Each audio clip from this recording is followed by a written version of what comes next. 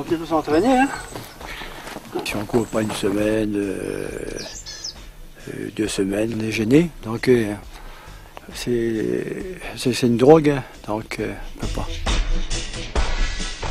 J'ai toujours un objectif, j'ai toujours dans le coin de ma tête le Grand Raid par rapport aux oncles et cousins qui l'ont déjà fait et qui m'en ont parlé avec les yeux qui brillent. Donc moi ça m'a donné envie depuis l'adolescence en fin de compte. C'est quand même une peur de faire le Grand Raid. 160 km, on ne fait pas ça tous les jours, on ne fait pas ça tous les ans aussi. Et traverser l'île comme ça, c'est quand même une grosse aventure. On sait très bien qu'on va faire une course très difficile pour l'organisme, mais si belle.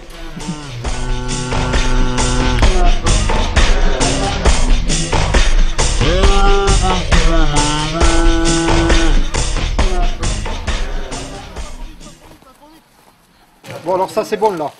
Ouais c'est ok. Ça c'est ok ça. Ça il faudrait presque mettre un ruban adhésif là-dessus là. Alors en chiffres, on a une idée déjà, c'est 40 000 litres d'eau. On a 6 400 litres de coca, des bananes, on a dans les 19 000. Malheureusement on a 120 000 gobelets que j'espère ne partiront pas dans la nature. Et oui, il en faut du matériel pour accompagner plus de 4000 coureurs et 1200 bénévoles sur 160 km et pendant 4 jours. À l'approche du grand départ, ils sont une dizaine à gérer l'arrivée massive de nourriture et matériel en tout genre, avant de les dispatcher dans les 24 postes du parcours. Parmi eux, Jean et ses 79 printemps. Il vient spécifiquement de métropole. On m'a invité à revenir, alors je reviens tous les ans pour aider. Oui, le virus, le virus de la course. Ah oui. Ouais, bon, ça doit faire 7 ou 8 ans que je viens, après l'avoir fait. Donc je sais ce que c'est un peu le Grand Raid. Ce qui m'étonne le plus, c'est la longueur. La longueur et le dénivelé. Ça a beaucoup changé. C'est de plus en plus dur. Hein. Là, c'est plus pour moi.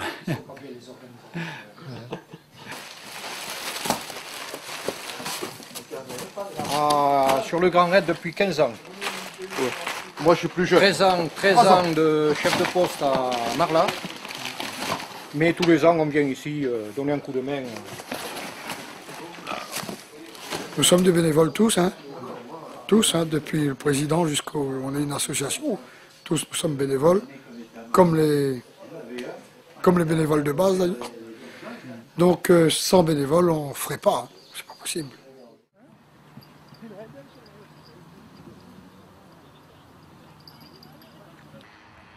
Sans entraînement non plus, il serait impensable de venir à bout des 160 km et 9000 mètres de dénivelé de l'une des courses les plus difficiles au monde. Alors pour éviter la fausse note, certains choisissent l'entraînement en équipe et les conseils de pro. Voilà, on prend la cheville, ça détend un petit peu mieux. On a eu déjà un vainqueur au Club des Nives, Thierry Chambry, quand il était à l'époque au club. Et on a aussi des gens qui font 60 heures au Grand Raid. Mais on a de la considération autant voilà, pour quelqu'un qui gagne que quelqu'un qui va faire dernier du Grand Raid. Pour nous, la philosophie, c'est on partage l'aventure ensemble, on s'entraîne ensemble. Ce que je conseille, c'est d'essayer d'alterner un peu tous les ans, de ne pas courir le Grand Raid tous les ans, mais de faire des fois le profil court ou le semi-raid et de revenir sur le Grand Raid un peu plus avec de la vitesse. Ça, c'est plutôt la tactique, elle est là, c'est de ne pas en faire de trop, parce que le Grand Raid, c'est 160 km et on s'use très vite et d'année en année, on perd sa vitesse, on perd sa tonicité.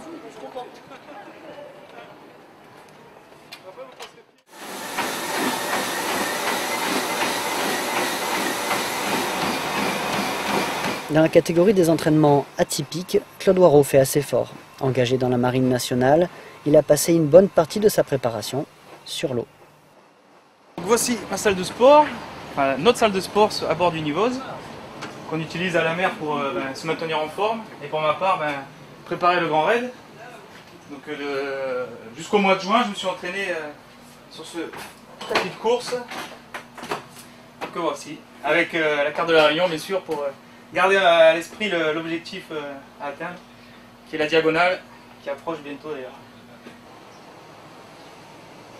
Peut-être que mentalement ça m'aidera le jour de la course, d'être resté pendant des heures dans ce vase clos. Et lorsque je serai dans le dur, je pense que j'y penserai et ça m'aidera à tenir certainement. Ouais. Donc à partir du mois de juin, j'ai repris une préparation normale, entre guillemets, et bon, j'ai pu effectuer la reconnaissance complète du parcours sur 3 grosses sorties étalées sur plusieurs week-ends. J'ai participé aussi à la Cima salasienne. Donc j'ai repris le fil normal d'une préparation optimum pour le Grand Raid à partir du mois de juin. Donc on verra bien comment ça se passe la semaine prochaine. Ce que je redoute le plus, le gros coup de barre à Cilaos. Mon objectif c'est d'arriver en forme, le moins cassé possible à Cilaos pour basculer dans ma fat avec des jambes.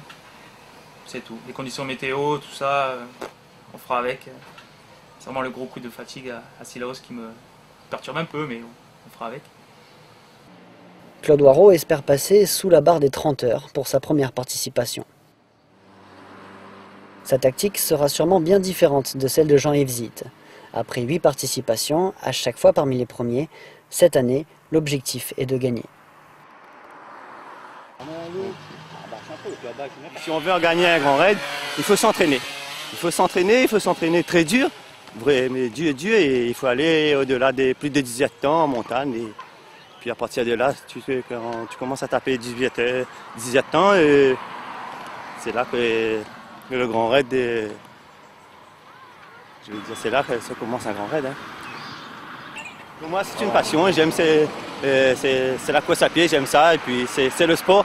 Et pour moi, c'est le sport le plus dur, hein, parce que bon, quand on regarde les gens, bon, sur un terrain de football, 90, voire 110, un match de tennis, voire peut-être 7 heures. Et ben, le grand raid, c'est 22 heures. 22 heures, c'est vraiment la limite, tout le monde est à la limite, et on est vraiment... Puis voilà, c'est le sport. Pour moi, c'est le sport le plus dur, et tous ces fous qui font cette course, ben, ils sont bons. Ben ouais.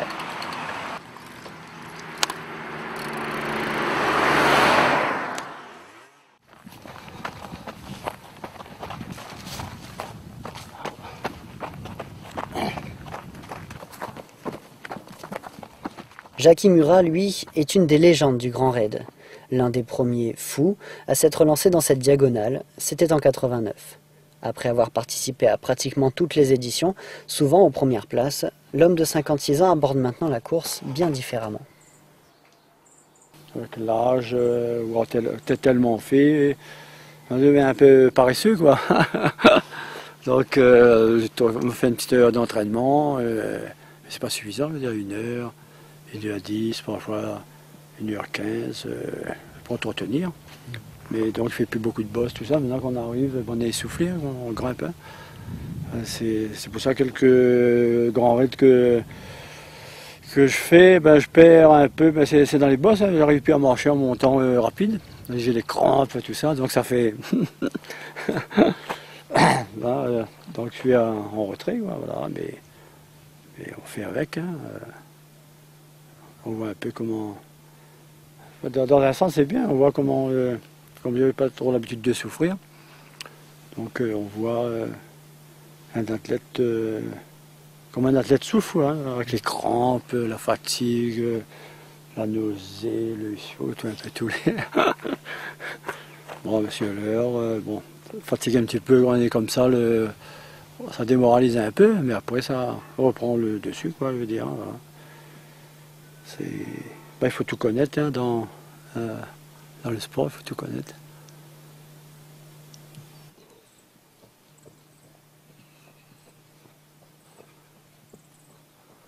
On n'est pas des robots, je veux dire.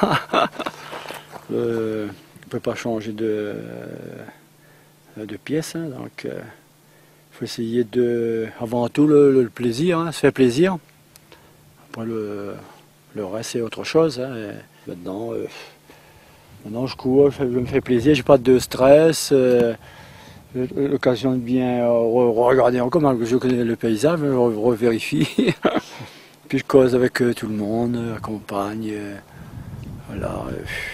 Là on prend goût, plus de goût, quoi. Parce qu'à l'époque, le but essentiel c'est toujours regarder derrière, soit devant, voilà. Donc voilà, ça fait, le temps passe très très vite, quoi, hein, voilà. Tous ces raiders ont rendez-vous dans quelques jours avec l'histoire du Grand Raid. Certains se battront pour inscrire leur nom à la liste des vainqueurs, d'autres lutteront pour terminer l'aventure et pouvoir dire qu'eux aussi, ils l'ont fait.